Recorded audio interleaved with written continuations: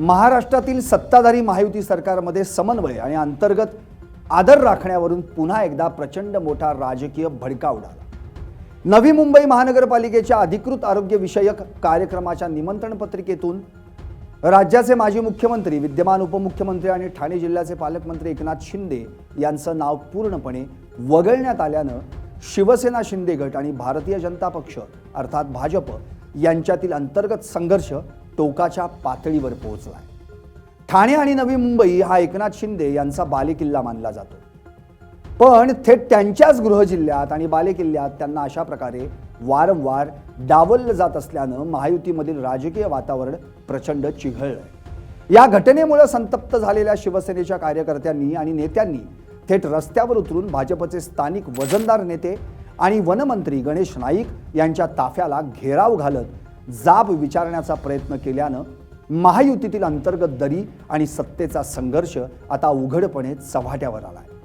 नवी मुंबई महानगरपालिकेच्या वतीनं शहरातील नागरिकांसाठी विविध आरोग्य सुविधांच्या आणि महत्त्वाकांक्षी वैद्यकीय प्रकल्पांच्या उद्घाटन सोहळ्याचं आयोजन करण्यात आलं होतं। या शासकीय आणि अधिकृत कार्यक्रमासाठी महापालिकेच्या प्रशासनाकडून एक विशेष निमंत्रण पत्रिका छापण्यात आली होती। या पत्रिकेत स्थानिक भाजप आमदार आणि वनमंत्री गणेश नाईक यांचं नाव सर्वात प्रमुख आणि प्रथम स्थानी छापण्यात आलं होतं। याशिवाय या पत्रिकेत कल्याणचे खासदार डॉक्टर श्रीकांत शिंदे आणि ठाण्याचे खासदार नरेश म्हस्के यांचीही नावं निमंत्रक आणि प्रमुख पाहुणे म्हणून समाविष्ट करण्यात आली होती।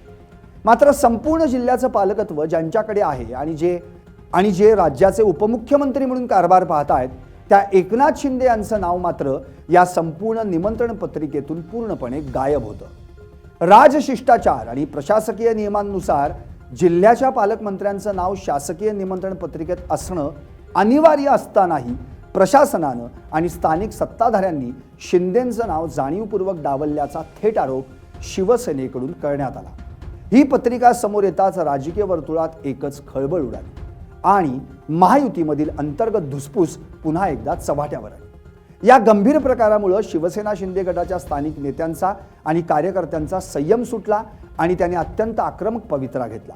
ठाण्याचे खासदार नरेश म्हस्के आणि नवी मुंबईतील शिवसेनेच्या माजी नगरसेवकांनी या घटनेवर अत्यंत तीव्र शब्दांमध्ये नाराजी व्यक्त केली। खासदार नरेश म्हस्के यांनी पत्रकारांशी बोलताना नवी मुंबई महानगरपालिकेच्या कारभारावर आणि स्थानिक भाजप नेतृत्वावर अत्यंत बोचरी टीका केली। ते म्हणाले, ज्या पद्धतीने नवी मुंबईत प्रशासनाचा गैरवापर करून राजकारण सुरू आहे ते अत्यंत चुकीचं आणि निंदनीय आहे। ठाणे महानगरपालिकेत आणि संपूर्ण जिल्ह्यात भाजप आणि शिवसेना युतीची सत्ता आहे। यापूर्वी जेव्हा ठाण्यात शिवसेनेची युतीशिवाय एक हाती सत्ता होती तेव्हाही आम्ही भाजपच्या सर्व प्रमुख नेत्यांचा योग्य तो शासकीय आणि राजकीय सन्मान राखून प्रत्येक पत्रिकेत त्यांची नावं मानानं टाकत आलो आहोत। हा आमचा सुसंस्कृतपणा आहे। मात्र नवी मुंबईत जर वारंवार आमच्या मुख्य नेत्याचा, राज्याच्या उपमुख्यमंत्र्यांचा असा जाहीर अवमान केला जात असेल तर शिवसेनेचे माजी नगरसेवक, पदाधिकारी आणि सर्वसामान्य कार्यकर्ते यापुढे गप्प बसणार नाहीत। आपल्या सर्वोच्च नेत्याचा होत असलेला हा अवमान शिवसैनिक कधीही सहन करणार नाहीत आणि या अवमानाचं चोख उत्तर आता शिवसेना स्टाईलनं दिलं जाईल असा थेट आणि उघड इशाराच म्हस्केंनी भाजपला दिला। या निमंत्रण पत्रिकेच्या वादामुळे नवी मुंबईतील राजकीय वातावरण इतकं तापलं की त्याचे पडसाद थेट रस्त्यावर उमटले। एका सार्वजनिक कार्यक्रमाच्या निमित्तानं वनमंत्री गणेश नाईक हे आपल्या वाहनांच्या ताफ्यासह जात असताना संतप्त शिवसैनिकांनी आणि माजी नगरसेवकांनी त्यांचा ताफा अडवण्याचा प्रयत्न केला। कार्यकर्त्यांनी गणेश नाईक यांच्या गाडीला घेराव घालत एकनाथ शिंदे साहेबांचा अवमान करणाऱ्यांचा निषेध असो अशा जोरदार घोषणाबाजीनं संपूर्ण परिसर दणाणून सोडला। महायुतीमधील दोन मोठ्या पक्षांचे नेते आणि कार्यकर्ते थेट रस्त्यावर भिडल्यानं पोलिसांची प्रचंड धावपळ उडाली आणि सुरक्षिततेच्या कारणास्तव तात्काळ मोठा बंदोबस्त तैनात करण्यात आला। या संपूर्ण राड्याबाबत आणि उद्भवलेल्या गंभीर वादाबाबत जेव्हा प्रसारमाध्यमांनी थेट वनमंत्री गणेश नाईक यांना प्रश्न विचारून त्यांची बाजू जाणून घेण्याचा प्रयत्न केला तेव्हा त्यांनी या वादातून हात झटकण्याची भूमिका घेतली। अधिक स्पष्टपणे बोलणं किंवा वादात पडणं त्यांनी टाळलं। मात्र नाईक यांनी दिलेलं हे उत्तर शिवसेनेच्या नेत्यांना पटलेलं नाही आणि त्यांनी हा प्रशासनाचा ढिसाळपणा नसून जाणीवपूर्वक रचलेलं राजकीय कारस्थान असल्याचा पुनरुच्चार केला। विशेष म्हणजे एकनाथ शिंदे यांचं नाव अशा प्रकारे अधिकृत शासकीय सोहळ्यातून वगळण्याची ही काही पहिलीच वेळ नाही। तर यापूर्वीही अशाच प्रकारच्या घटना घडल्यानं हा वाद अधिक गंभीर आणि जुना मानला जातो. काही दिवसांपूर्वीच नवी मुंबई आंतरराष्ट्रीय विमानतळाच्या टर्मिनल 1 वर छत्रपती शिवाजी महाराज यांच्या भव्य 12 फुटी पुतळ्याचा भव्य अनावरण सोहळा आयोजित करण्यात आला होता. या अत्यंत ऐतिहासिक आणि हाय प्रोफाईल कार्यक्रमाच्या निमंत्रण पत्रिकेतूनही उपमुख्यमंत्री एकनाथ शिंदे यांचं नाव पूर्णपणे गायब होतं. त्या निमंत्रण पत्रिकेवर केवळ मुख्यमंत्री देवेंद्र फडणवीस यांच्याच नावाचा उल्लेख होता.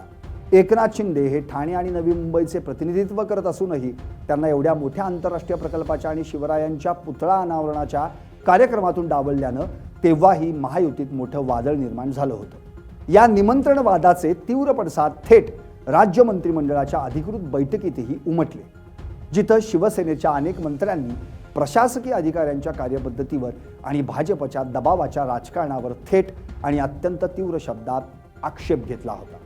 लागोपाठ घडणाऱ्या या घटनांमुळे हा केवळ प्रशासनाचा तांत्रिक घोळ नसून एकनाथ शिंदे यांना त्यांच्याच बालेकिल्ल्यात राजकीयदृष्ट्या कोंडीत पकडण्याचा आणि त्यांचे महत्त्व कमी करण्याचा भाजपच्या काही स्थानिक नेत्यांचा जाणीवपूर्वक प्रयत्न असल्याचा ठाम समज शिंदे गटाच्या कार्यकर्त्यांमध्ये निर्माण झाला. या लागोपाठ घडलेल्या घटनांमुळे महायुतीमधील अंतर्गत समन्वयाचे आणि मैत्रीचे धागे अत्यंत कमकुवत झाल्याचं स्पष्टपणे दिसून येत आहे. राज्यात महायुती सरकारनं विधानसभा निवडणुकीत प्रचंड मोठे आणि ऐतिहासिक यश मिळवले असले तरी सत्तेच्या वाटणीनंतर आणि नवीन सरकार स्थापनेनंतर तीनही प्रमुख पक्षांमध्ये अंतर्गत धुसफूस आणि कुरघोडीचं राजकारण मोठ्या प्रमाणावर सुरू असल्याचं राजकीय विश्लेषकांचं म्हणणं आहे. विशेषतः स्थानिक पातळीवर आगामी काळात होणाऱ्या महानगरपालिका, जिल्हा परिषदा आणि इतर स्थानिक स्वराज्य संस्थांच्या निवडणुकांच्या पार्श्वभूमीवर प्रत्येक पक्ष आपापलं वर्चस्व सिद्ध करण्यासाठी आणि दुसऱ्याला मागं टाकण्यासाठी प्रयत्न करतोय. नवी मुंबईत गणेश नाईक आणि भाजपचे मोठं वर्चस्व आहे, तर दुसरीकडे एकनाथ शिंदे यांच्या नेतृत्वाखालील शिवसेना देखील या भागात आपले पाय रोवण्यासाठी आणि संघटन मजबूत करण्यासाठी वेगानं काम करते. या दोन बड्या नेत्यांमधील आणि त्यांच्या कार्यकर्त्यांमधील हा सुप्त संघर्ष आता निमंत्रण पत्रिकेच्या निमित्तानं उघडपणे समोर आला. त्यामुळे महायुतीच्या एकसंधतेला आणि ऑल इज वेलच्या दाव्यांना मोठा तडा गेलाय. हा केवळ दोन नेत्यांमधील वैयक्तिक वाद नसून यातून महायुतीमधील कार्यकर्त्यांमध्ये देखील प्रचंड अस्वस्थता आणि संतापाचं वातावरण निर्माण झालं. शिवसेना शिंदे गटाच्या आमदारांनी आणि नेत्यांनी यापूर्वीही अनेकदा जाहीरपणे नाराजी व्यक्त केली आहे की महायुतीचं सरकार असलं तरी स्थानिक पातळीवर भाजपच्या नेत्यांकडून आणि प्रशासनाकडून शिवसेनेच्या लोकप्रतिनिधींना दुय्यम वागणूक दिली जाते, निधी वाटपात भेदभाव केला जातो आणि पक्षाच्या सर्वोच्च नेत्यांचा योग्य तो मानसन्मान राखला जात नाही. अशातच आता थेट पक्षाचे मुख्य नेते आणि राज्याचे उपमुख्यमंत्री असलेल्या एकनाथ शिंदे यांच्याच नावाचा वारंवार असा अवमान होत असल्यानं खालच्या पातळीवरील शिवसैनिक प्रचंड आक्रमक झाले. जर हीच परिस्थिती कायम राहिली आणि भाजपनं आपल्या स्थानिक नेत्यांना आवर घातला नाही तर आगामी स्थानिक स्वराज्य संस्थांच्या निवडणुकांमध्ये याचे अत्यंत गंभीर आणि विपरीत परिणाम महायुतीच्या जागा वाटपावर आणि कामगिरीवर होऊ शकतात, अशी भीती राजकीय जाणकारांकडून व्यक्त केली जाते. सध्या या निमंत्रण पत्रिकेच्या वादामुळे संपूर्ण ठाणे, नवी मुंबई आणि राज्याच्या राजकीय वर्तुळात प्रचंड तणावाचं आणि चिंतेचं वातावरण निर्माण झालं. एका बाजूला महायुतीचे सर्वोच्च नेते आणि सगळे एकत्र आहोत आणि सरकार उत्तम चाललंय असा संदेश जनतेला देण्याचा प्रयत्न करत असताना दुसरीकडे मात्र स्थानिक पातळीवर नेत्यांची नावं वगळून एकमेकांना कमी लेखण्याचं जे राजकारण सुरू आहे त्यानं महायुतीची प्रतिमा जनतेत मलिन होती. एकनाथ शिंदेंचं नाव पुन्हा एकदा अशा प्रकारे वगळल्यानं महायुतीमधील अंतर्गत दरी आता इतकी चिघळली आहे की ती मिटवण्यासाठी आता दोन्ही पक्षांच्या वरिष्ठ नेत्यांना आणि विशेषतः मुख्यमंत्र्यांना स्वतः मध्यस्थी करावी लागणार असल्याचं चित्र दिसतंय. जर वेळेत हा वाद मिटवला गेला नाही आणि नेत्यांच्या मानसन्मानाचा प्रश्न सुटला नाही तर महायुतीमधील हा अंतर्गत गृहकलह आगामी काळात अधिक तीव्र आणि स्फोटक रूप